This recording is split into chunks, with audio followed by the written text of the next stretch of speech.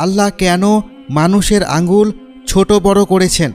আপনি কি জানেন পায়ের আঙ্গুলের মধ্যে কি কি রহস্য লুকিয়ে আছে? মানুষের মধ্যে কি কি বৈশিষ্ট্য আছে তা এই পায়ের আঙ্গুল দিয়েই চেনা যায়।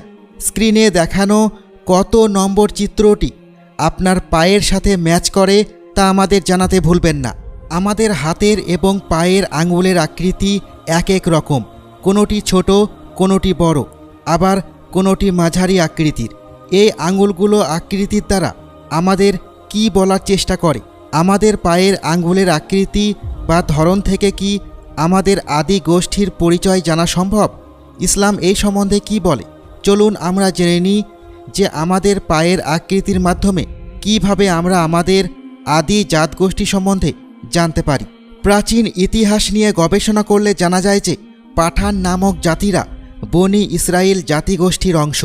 বনি ইসরাইল হচ্ছে সেই জাতি যারা হজরত মুহাম্মদ সাল্লাল্লাহু আলাইহি ওয়াসাল্লামের ইসলামের দাওয়াত গ্রহণ করেছিল এবং আল্লাহর প্রতি ঈমান এনেছিল। পরবর্তীতে তারা কালের বিবর্তনে আফগানিস্তানে স্থানান্তরিত হয়ে যায়। এরকম আরও অনেক জাতিগোষ্ঠী বা সম্প্রদায় সময়ের পরিক্রমায় এক স্থান থেকে পৃথিবীর অন্য স্থানে ছড়িয়ে যায়। বিভিন্ন গবেষণায় জানা গেছে যে মানুষের পায়ের আঙ্গুলের আকৃতির মাধ্যমে তাদের আদি জাতিগোষ্ঠীর পরিচয় জানতে পারা যায়।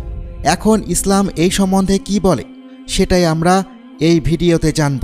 এরকমই একটি গবেষণালব্ধ তথ্য থেকে পাওয়া যায় যে কোনো মানুষের পায়ের আকৃতি যদি স্ক্রিনে দেখানো প্রথম পায়ের চিত্রটির মতো হয়, অর্থাৎ বুড়ো আঙ্গুল থেকে কনিষ্ঠ আঙ্গুল পর্যন্ত বড় থেকে ছোট হয়ে ক্রমশ নিচে নেমে যায়, তাহলে সেই ব্যক্তি প্রাচীন মিশর সম্প্রদায়ের, অর্থাৎ তার আদি গোষ্ঠী হল মিশরীয়।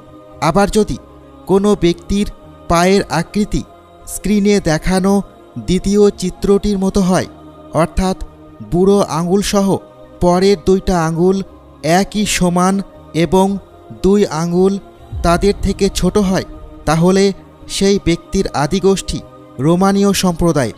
আবার যদি কোনো ব্যক্তির পায়ের আঙ্গুল তৃতীয় চিত্রটির মতো হয়, অর্থাৎ বুড়ো আঙ্গুলের ডান পাশের আঙ্গুলটি সবচেয়ে বড় এবং তার পাশের দুইটি আঙ্গুল ক্রমশ বড় থেকে ছোট হয়ে নিচের দিকে নেমে যায়, তাহলে সেই ব্যক্তি প্রাচীন গ্রিক সম্প্রদায়ের।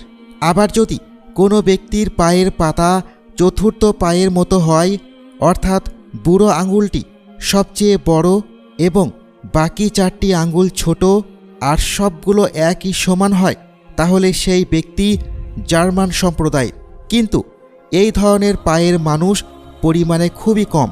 সচরাচর এই ধরনের পা খুবই কম দেখা যায়।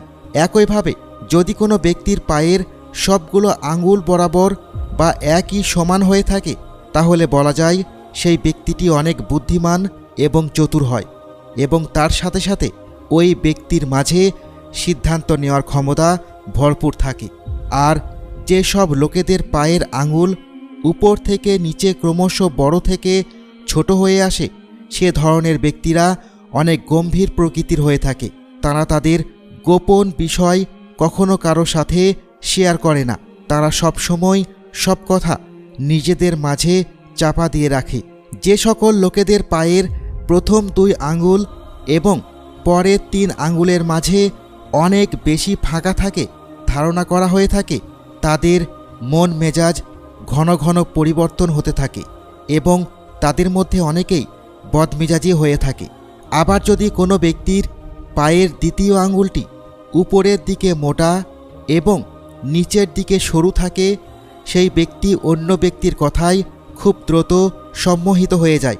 আমাদের মানবজাতির মধ্যে এই বিষয়টি খুবই কমন যে প্রতিটি মানুষ তাদের জাতি বা বংশ পরিচয় নিয়ে খুবই গর্ববোধ করে আর গর্ব করে বলে যে সে ওই জাতিগোষ্ঠীর বা ওই বংশের। আমাদের ইসলামেও এই বিষয়টি বলা হয়েছে যাতে একজন ব্যক্তি তার কম এবং জাতিগোষ্ঠী সম্বন্ধে তালাশ করে এবং তার বংশ পরিচয় সম্বন্ধে জ্ঞানার্জন করে। যেমন আবু হুরায়রা রাদিয়াল্লাহু তাআলা আনহু হতে বর্ণিত, রাসূল সাল্লাল্লাহু আলাইহি ওয়াসাল্লাম বলেছেন, তোমরা নিজেদের বংশ পরিচয় সম্বন্ধে জানো, নিজের মাযহাব সম্বন্ধে জানো, নিজেদের মধ্যকার সম্পর্ক সম্বন্ধে জানো, কারণ নিজেদের মধ্যকার সম্পর্ক জানলে পরস্পর একে অপরের প্রতি ভালোবাসা বাড়ে, সম্প্রীতি বাড়ে, সৌহার্দ্য বাড়ে।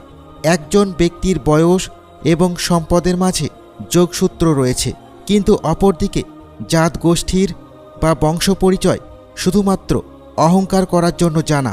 এই প্রবৃত্তিটি আয়ামে জাহিলিয়াত বা জাহিলি যুগের মানুষদের বৈশিষ্ট্য ছিল। মহানবী হজরত মুহাম্মদ সাল্লাল্লাহু আলাইহি ওয়াসাল্লাম বলেছেন, আমার উম্মতের মাঝে আয়ামে জাহিলিয়াতের 4টি বৈশিষ্ট্য থাকবে।